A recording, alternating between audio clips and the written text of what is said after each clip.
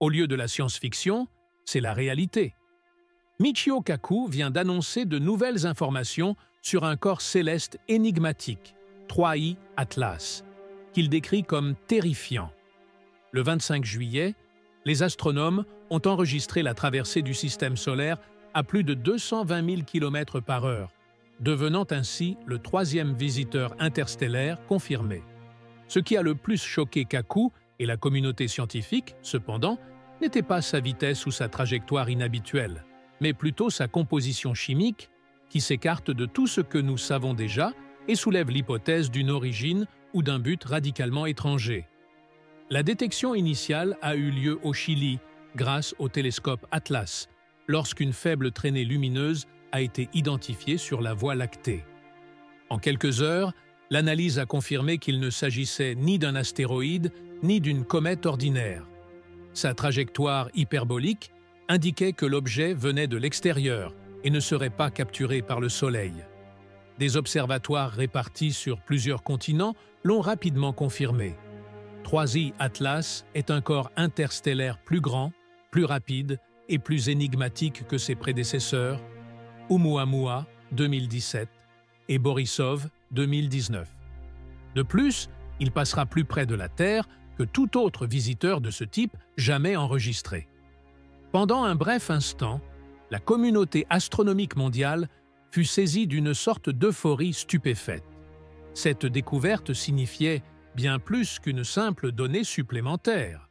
C'était une nouvelle preuve directe que notre système solaire n'est pas isolé et que des débris, des comètes et, qui sait, d'autres objets peuvent franchir le gouffre entre les étoiles et passer parmi nous.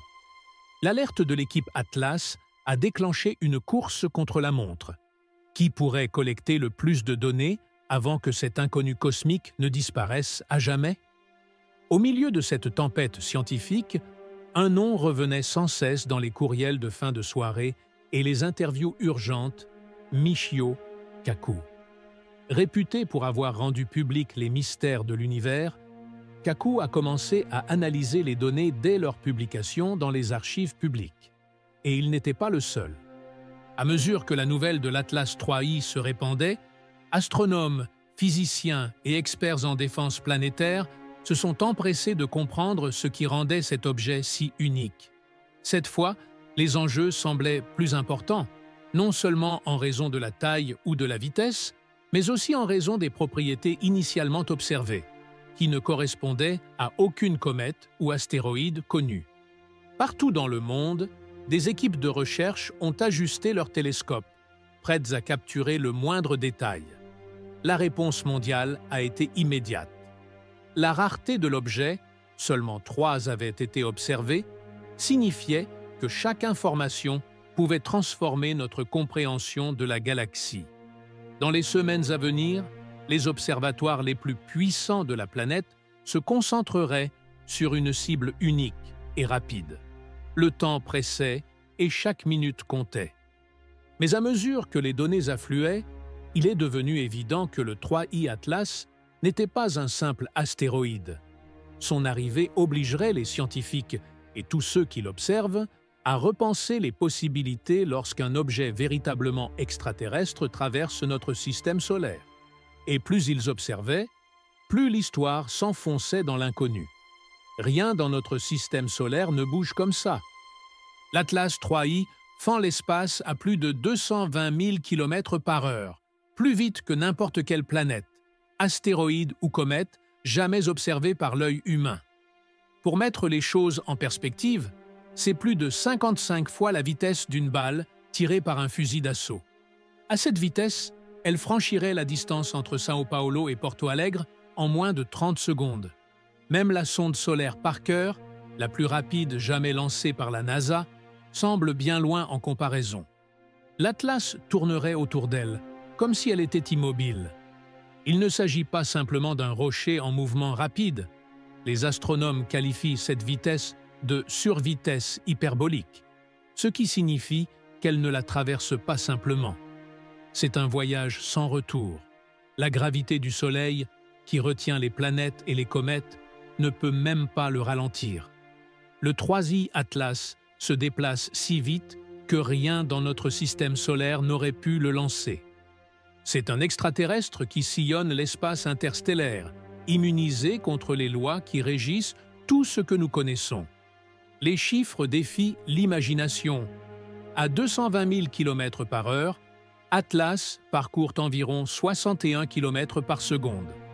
En un clin d'œil, elle a parcouru une distance supérieure à la largeur de la ville de São Paulo. Aucune force sur Terre, ni dans le système solaire, n'est capable de générer une telle poussée. La seule explication plausible est qu'elle ait été projetée d'un autre système stellaire, expulsée par le chaos de la formation planétaire ou par une collision catastrophique il y a des milliards d'années.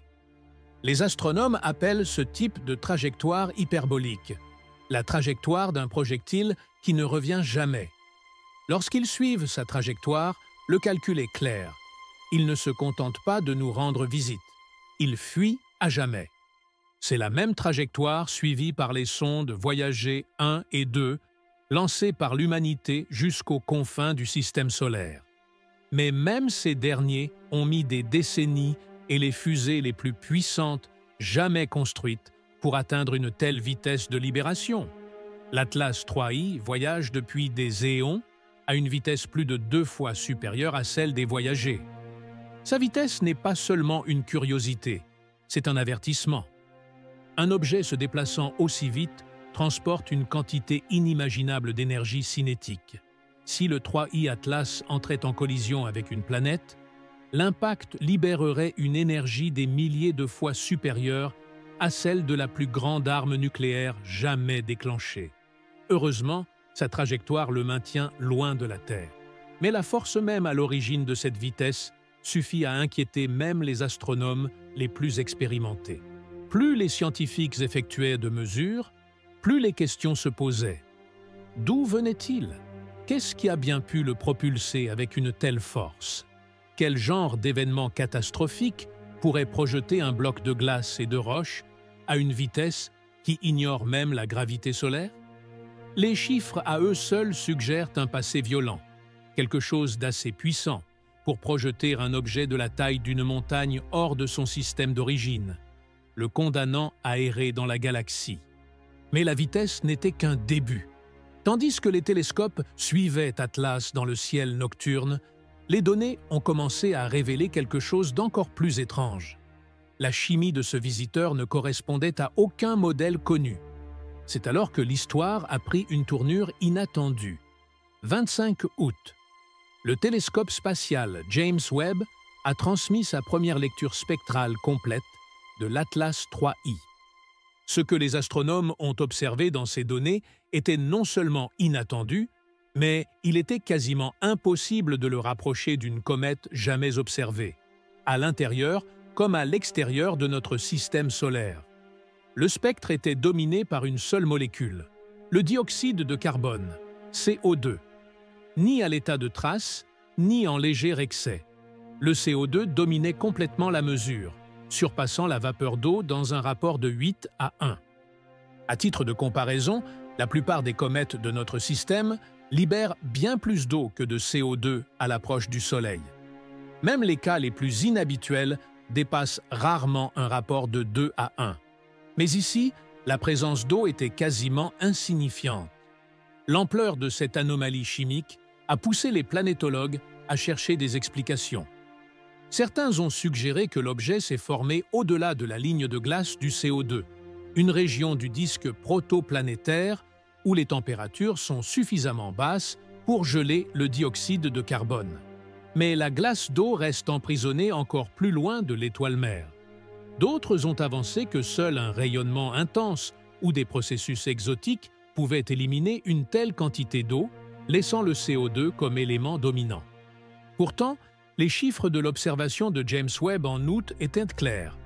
129 kg de CO2 libérés par seconde, contre seulement 16 kg d'eau. Un rapport CO2 à H2O de 8 pour 1, le plus élevé jamais enregistré pour une comète, et de loin.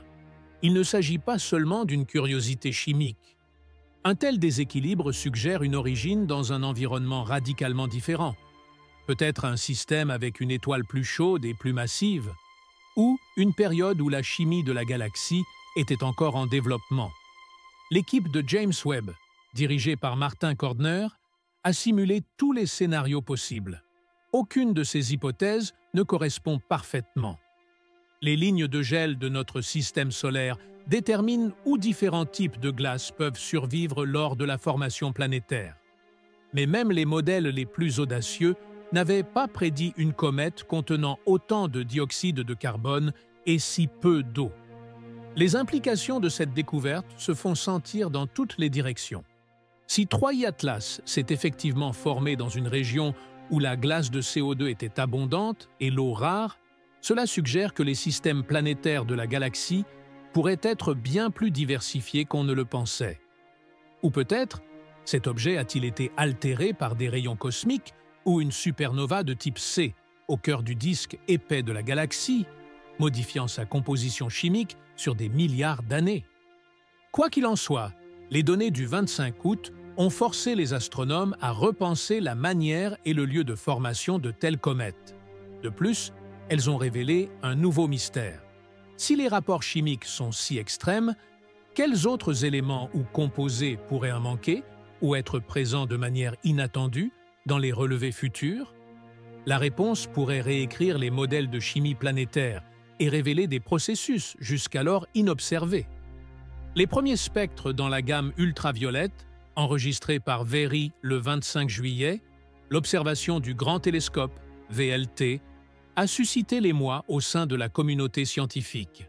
Les chercheurs s'attendaient à observer la signature commune de la vaporisation des métaux. Alors que l'Atlas 3I s'approchait du Soleil, les données ont révélé quelque chose d'absurde à première vue. Lignes nettes et caractéristiques de nickel atomique, sans la moindre trace de fer.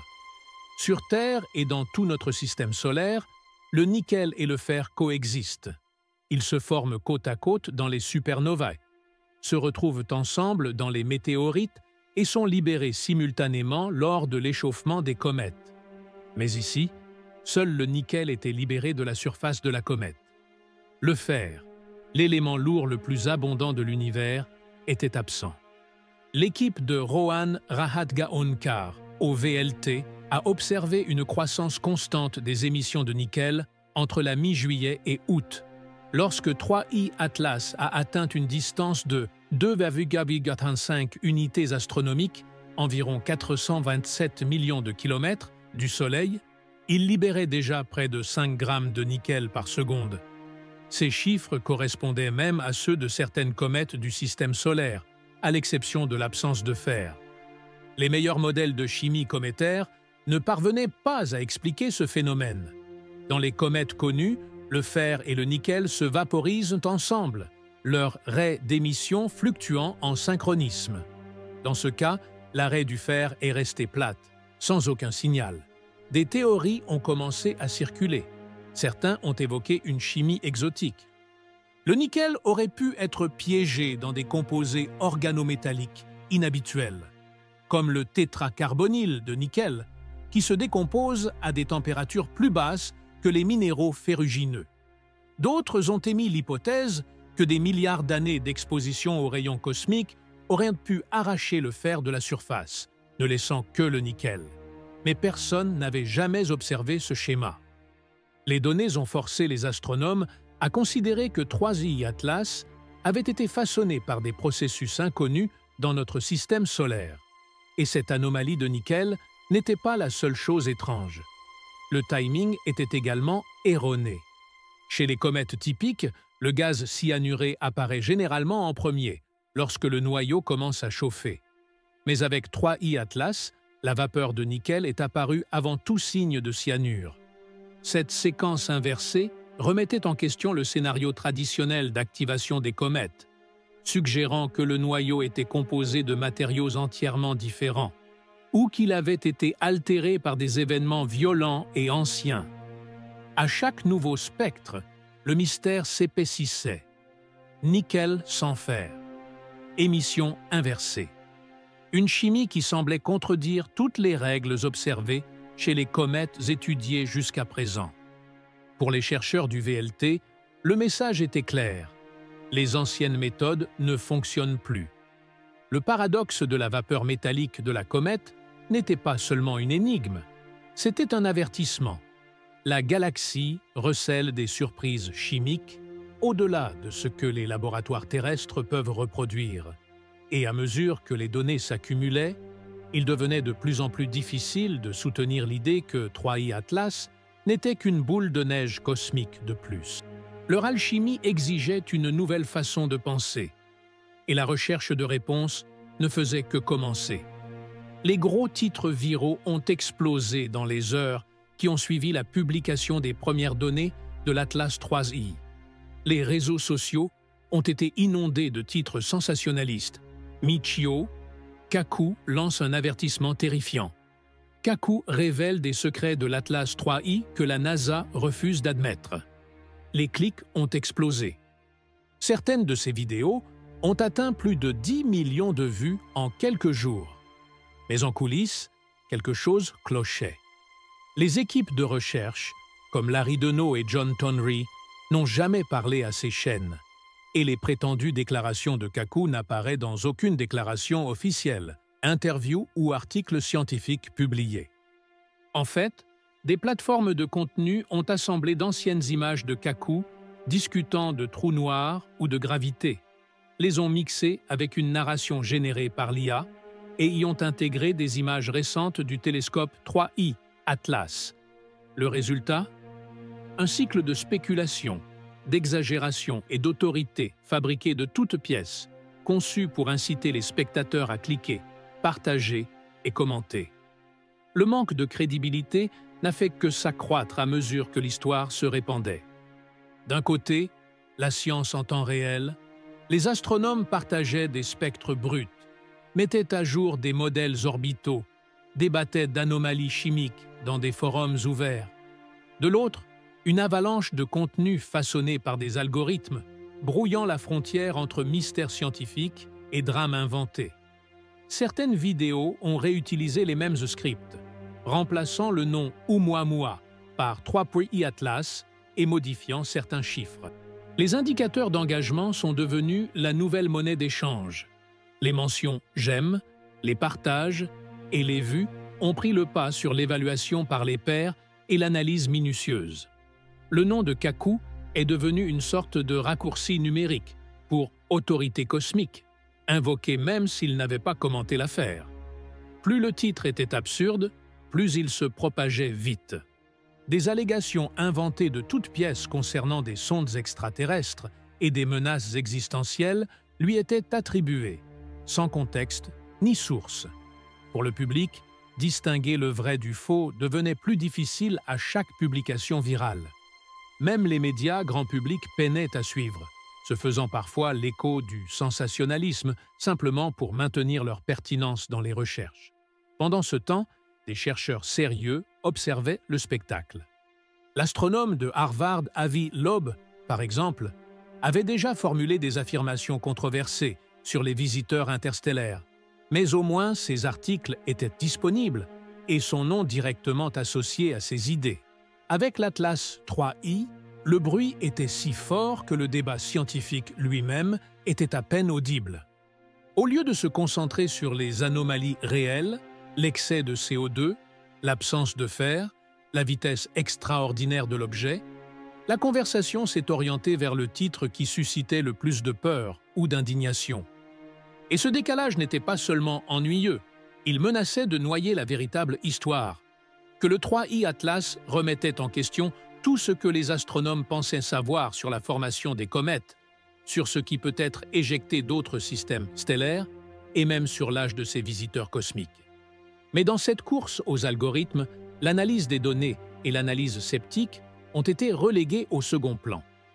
Résultat, un déficit de crédibilité si grand qu'il pourrait engloutir la vérité tout entière. Et un rappel qu'à l'ère de la science virale, l'expertise doit se battre pour chaque seconde d'attention. L'astronome Avi Loeb et son équipe à Harvard ont analysé les chiffres de la trajectoire du 3i Atlas à travers le système solaire. Leur découverte a attiré l'attention d'au-delà des observateurs de comètes. Selon leurs calculs, les chances qu'un objet interstellaire aléatoire passe si près de 3 planètes majeures, Mars, Vénus et Jupiter sont incroyablement faibles, seulement 0,05%, soit 1 sur 20 000. Pour mettre cela en contexte, le 3I Atlas passera à moins de 0,19 unités astronomiques de Mars le 3 octobre 2025, moins de 29 millions de kilomètres. Un mois plus tard, il passera à moins de 0,65 UA de Vénus, et le 26 mars 2026, il atteindra à moins de 0,36 UA de Jupiter. Il ne s'agit pas de simples collisions passagères. En termes cosmiques, ce sont des quasi-collisions, et chacune d'elles serait suffisamment rare en soi. Ensemble, elles forment une séquence pratiquement sans précédent dans l'histoire de l'astronomie planétaire. D'un point de vue technique, cette trajectoire semble étrangement familière. Lorsque la NASA planifie des missions comme Voyager ou New Horizons, les ingénieurs calculent des itinéraires précis qui exploitent la gravité des planètes pour accélérer le vaisseau spatial, économisant ainsi du carburant et gagnant en vitesse. Ces accélérations gravitationnelles, appelées lance-pierres, sont le moyen le plus efficace de visiter plusieurs planètes en une seule mission. Dans le cas du 3I Atlas, l'alignement est si précis que, théoriquement, il pourrait visiter Mars, survoler Vénus et même utiliser Jupiter comme une fronde gravitationnelle, sans utiliser aucun type de propulsion propre. L'équipe de l'Aube souligne que si quelqu'un ou quelque chose voulait positionner des dispositifs d'observation sur plusieurs planètes, ce serait la trajectoire idéale. Mais les chiffres ne sont qu'une partie de l'histoire. Le timing est également étrange. La comète 3I Atlas atteindra son point le plus proche du Soleil alors qu'elle sera cachée derrière lui du point de vue terrestre, rendant toute observation détaillée impossible durant la phase la plus critique de son voyage. Cette période, où la comète sera à son maximum de brillance et d'activité, coïncide avec le moment où aucun télescope terrestre ne pourra l'observer. Statistiquement, la probabilité que tous ces facteurs s'alignent par hasard est minuscule. Analyse de l'Aube. Cela ne prétend pas qu'il y ait une intention derrière cela, mais cela soulève une question difficile à ignorer. Est-ce juste un hasard cosmique? Ou pourrait-il être le résultat de quelque chose de plus délibéré? La plupart des astronomes restent prudents. Ils se souviennent que, malgré leur faible probabilité, des événements improbables se produisent dans un univers aussi vaste et chaotique que le nôtre. Pourtant, les données suffisent à alimenter le débat. Le calcul de probabilité, 0,005%, rappelle que l'univers nous réserve parfois des surprises si parfaites qu'il semble impossible qu'elles soient le fruit du hasard. Qu'il s'agisse d'un chaos naturel ou d'un phénomène plus profond, l'Atlas 3I nous force à envisager la possibilité que le cosmos abrite des schémas que nous ne comprenons pas encore. Et tandis que ce visiteur interstellaire croise 3 planètes en succession rapide, une question persiste. Sommes-nous témoins d'un accident physique rare ou y a-t-il un message plus profond inscrit sur son passage? En mai 1910, les gros titres annonçaient la présence de poisons dans le ciel. La Terre était sur le point de traverser la queue de la comète de Halley, et les scientifiques avaient déjà confirmé, grâce aux techniques spectroscopiques les plus modernes de l'époque, la présence de gaz cyanogènes. Le New York Times a publié des articles sur les gaz nocifs et, selon les journaux locaux, les habitants de Chicago ont été pris de panique. Les masques à gaz sont devenus des articles de luxe. Au Texas, des commerçants ont vendu des masques en cuir et des pilules de sucre, présentés comme des médicaments contre les comètes, aux foules faisant la queue pour se protéger. La police a arrêté 2 hommes pour fraude, mais la demande était si forte qu'ils ont été rapidement relâchés. À Paris, des vendeurs faisaient de la publicité de parapluies anti-comètes. En Haïti, un médecin vaudou vendait son propre élixir anti-comète. Le Bon Marché, l'un des plus grands magasins de Paris, a utilisé la comète comme un coup de pub. Mais la panique n'était pas seulement commerciale. Les rapports du 19 mai, la nuit où la Terre a croisé la queue de la comète, faisaient état de suicide et de dépression nerveuse. À Spokane, une jeune femme a tenté de se suicider. En Californie, une mère s'est empoisonnée avec ses enfants, convaincue que la fin du monde était proche. Partout au pays, les gens ont fermé leurs fenêtres et refusé de quitter leur domicile, craignant la menace invisible qui planait dans le ciel. En Chine, les portes étaient closes, personne ne touchait à l'eau, et des rumeurs de peste se répandaient dans les villages. Même Mark Twain, né lors du passage de la comète de Halley en 1835, mourut la nuit suivant son périhélie en 1910, alimentant la superstition selon laquelle le cosmos conservait une trace du destin humain. 2 ans plus tôt, une peur cosmique d'un tout autre genre s'était manifestée en Sibérie.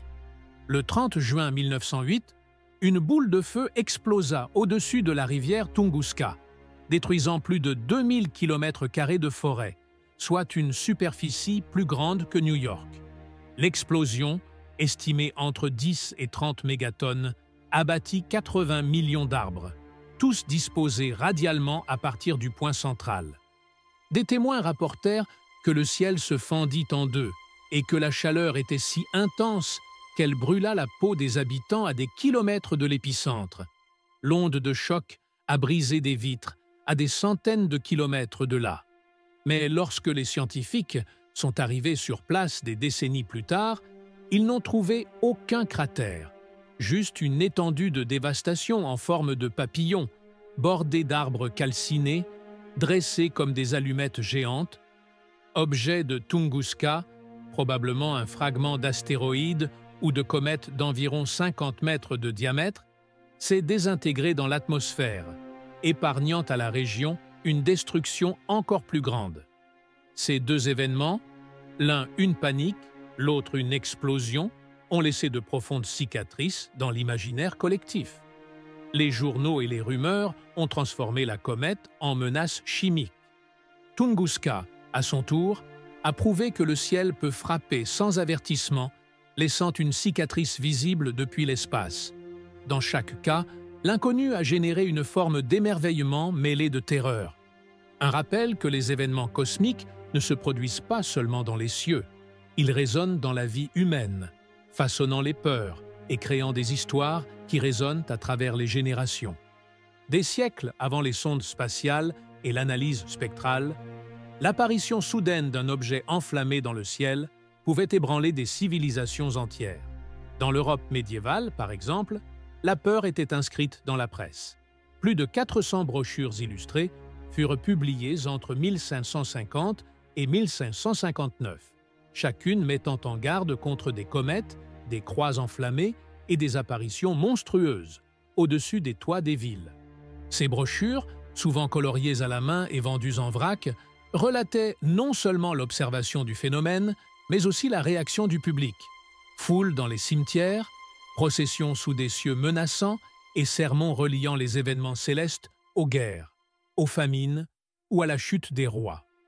La comète de 1577 était représentée avec une queue en forme d'épée, interprétée comme un présage d'effusion de sang.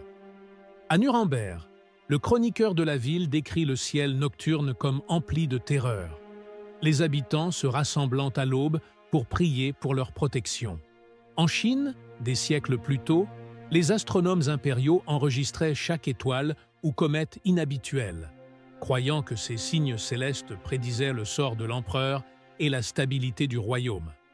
Lorsqu'une nouvelle comète est apparue en 837 après J-C, et les archives de la dynastie Tang montrent que les conseillers de l'empereur ont débattu pour savoir si cela signifiait une rébellion ou une sécheresse, et des rituels ont été exécutés pour conjurer le désastre. Ces réactions n'étaient pas isolées. Des codex aztèques aux chroniques de la Pologne du XVIe siècle, les comètes et les boules de feu étaient étroitement liées aux prophéties et à la peur du public. Le langage a peut-être changé, mais l'instinct demeure. Lorsque le ciel apporte un mystère, les êtres humains cherchent un sens, parfois dans les Écritures, parfois dans la rumeur, parfois sur le marché. À Prague, des vendeurs proposaient des amulettes protectrices lors de la grande comète de 1618. En Angleterre, des pamphlets annonçaient des épidémies imminentes, tandis que les astrologues vendaient des prédictions pour l'année à venir. À chaque nouvelle apparition, les documents écrits et imprimés se multipliaient, témoignant de la portée de la peur cosmique au-delà des barrières du langage et de la foi. Malgré les lumières et la prolifération des télescopes, les réflexions anciennes persistèrent. Les brochures devinrent plus élaborées, combinant des gravures sur bois d'étoiles flamboyantes avec des listes de catastrophes récentes. La question n'était pas seulement de savoir ce que ces présages signifiaient pour les rois et les généraux, mais aussi ce qu'ils révélaient sur l'âge et le destin du monde. Certains chroniqueurs se demandaient si les cieux offraient des indices sur la véritable échelle du temps, si ces visiteurs étaient de plus anciens que n'importe quelle ville, n'importe quelle nation, peut-être aussi vieux que le monde lui-même. Ce sentiment d'émerveillement mêlé de peur persiste. Lorsqu'un nouveau voyageur comme l'Atlas 3i apparaît, les mêmes questions résonnent. Que signifie qu'une chose aussi ancienne et aussi lointaine puisse encore traverser notre ciel? Et où nous situons-nous dans un univers où les présages, autrefois redoutés, nous arrivent aujourd'hui comme des évidences, tout en touchant à quelque chose de profond et d'universel dans l'esprit humain? En traçant la trajectoire de l'Atlas 3i sur fond de Voie lactée, les astronomes ont découvert un chemin différent de tout ce qui avait été enregistré auparavant. Son inclinaison orbitale est de 175 degrés, soit une inversion quasi complète des orbites des planètes. Cela signifie qu'Atlas ne se contente pas de traverser le système solaire, mais le traverse de haut en bas, sur une trajectoire qui effleure à peine le plan où orbite la Terre et ses voisines. Sa vitesse hyperbolique dépassant 58 km par seconde le distingue de tout objet natif de la famille du Soleil. Cette vitesse n'est pas une coïncidence, c'est la signature de son origine. Pour retracer cette origine, les scientifiques se sont tournés vers le catalogue d'étoiles Gaïa, superposant le mouvement de l'Atlas sur une carte de plus d'1 milliard d'étoiles. Le résultat a pointé du disque mince où réside le Soleil vers le disque épais, une population diffuse et ancienne d'étoiles en orbite autour du noyau galactique. Le disque épais abrite des étoiles vieilles de jusqu'à 10 milliards d'années, vestiges de la jeunesse turbulente de la Voie lactée. En comparant les composantes de vitesse de l'Atlas à celles typiques des objets du disque épais, les chercheurs ont constaté une correspondance étroite. Son mouvement vertical, en particulier, s'est révélé révélateur. L'Atlas se déplace de haut en bas sur le plan galactique, et pas seulement autour de celui-ci, un modèle observé uniquement dans les étoiles très anciennes et leurs débris. Les modèles probabilistes de Chris Lintodd et Matthew Hopkins de l'Université d'Oxford indiquent qu'il y a 2/3 de chances que 3i Atlas soit plus vieux que le système solaire. Leurs simulations, qui suivent l'éjection et le déplacement probable d'objets provenant de toutes les étoiles connues, suggèrent qu'Atlas erre dans la galaxie depuis au moins 7 milliards d'années. Sa vitesse extrêmement élevée et sa forte inclinaison sont caractéristiques d'un corps façonné par un ancien chaos gravitationnel, peut-être projeté par une collision ou une migration planétaire dans un système qui n'existe plus. La trajectoire dans le disque épais indique non seulement l'âge, mais aussi la survie, un vestige d'une époque où la galaxie était encore en formation. Pour les astronomes, ces découvertes le confirment. L'Atlas 3i est bien plus qu'une simple curiosité cosmique.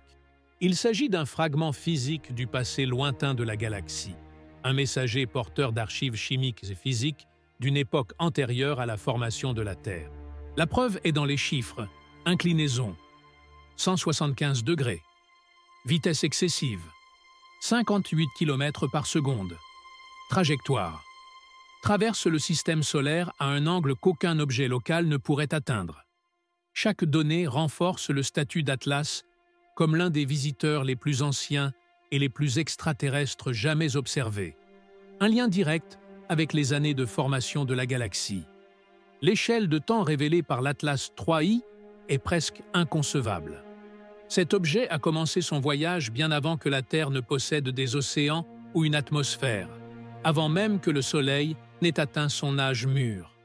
Pendant des milliards d'années, il a dérivé silencieusement parmi les étoiles, intact, invisible, transportant la chimie d'un système qui a disparu avant que le nôtre n'existe. Les chiffres sont impressionnants. Une trajectoire qui a peut-être commencé il y a 7 milliards d'années, lorsque la Voie lactée était encore en formation et que le disque épais était rempli de vieilles étoiles pauvres en métaux. Être sur cette planète et voir un tel voyageur traverser notre ciel, c'est ressentir tout le poids de l'histoire cosmique. Tout ce qui nous est familier, montagnes, océans, villes, continents, est récent comparé à l'âge de ce fragment de glace et de roche. Ces atomes ont vu la naissance et la mort des étoiles, la formation d'éléments lourds, la danse lente du gaz et de la poussière qui allait engendrer de nouveaux soleils et de nouveaux mondes. Face à cette époque profonde, l'histoire humaine paraît bien brève. La vie d'une civilisation, voire de notre propre espèce, n'est qu'un clin d'œil comparé au parcours du troisième Atlas. Et pourtant, il y a quelque chose de discrètement émouvant dans cette prise de conscience. Pendant quelques mois, des instruments fabriqués par l'homme ont suivi la trajectoire d'un objet antérieur à toutes les villes, langues et histoires jamais racontées. Les données renvoyées par les télescopes ne sont pas seulement des enregistrements de la chimie en mouvement, elles sont des messages d'une époque antérieure à la mémoire, un lien direct avec l'enfance de la galaxie. La trajectoire de l'objet, sa vitesse et même ses anomalies chimiques sont écrites dans un langage plus ancien que la biologie, plus ancien que la Terre elle-même. Il est facile de se sentir petit face à une telle immensité, mais il y a une sorte d'émerveillement à savoir que, malgré notre brièveté, nous avons appris à lire ces messages cosmiques. La même espèce qui craignait autrefois les comètes comme des présages étudie désormais les visiteurs interstellaires avec des instruments qui orbitent au-delà de l'atmosphère. L'Atlas 3I disparaîtra bientôt, sombrant dans l'oubli. Mais les questions qu'il laisse subsister sur ses origines, le temps et notre place dans l'univers demeureront. L'univers est immense et notre présence peut être brève. Mais l'espace d'un instant, nous apercevons une trace ancienne dans notre ciel. Et avec elle, nous entrevoyons à la fois l'immensité du cosmos et le rare privilège de pouvoir l'admirer.